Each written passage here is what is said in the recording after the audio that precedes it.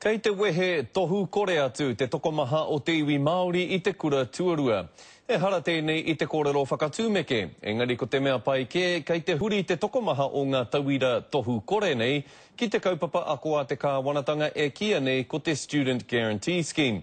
Ko tōna hua mai he ākonga e pī koko ana ki te whai i te mātauranga. He tirohanga hou I tū atu I te kura tuarua. Some of the students want to do these more practical courses, basically, so it's more in tune for them to succeed in education.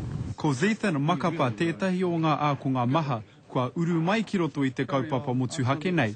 Ko tana mahi, ko te whakatūwhera I ngā tatau, e whai mā tauranga ai, ngā taiohi. The Tertiary Education Commission provides free funding for 16 to 18-year-olds who have had difficulties within schools, giving them a second chance so that they can achieve their certificates and diplomas. Tata ki te iwa te kaupai heneti o ngā ākonga kura tuarua o Aotearoa, ka whiwhi I te pai rewa taumata tuatahi. He whitu te kaupai heneti noa mo te Māori. He kino ake ngā tatauranga Māori mo te taumata tuarua, e rima te kaupai heneti noa. He oe he oranga pea, kai a kai ngā rua.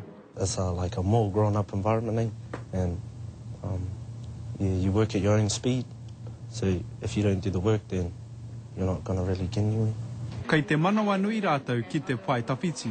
After this semester, I want to go to the next level of sport, hopefully Bachelor of Sport and Recreation, and get my degree and hopefully become a personal trainer or something to do with outdoor pursuit. Kei te whakatū te kaupapa nei ki ngā wānanga huri noa I te motu. He ta gardener, te karere.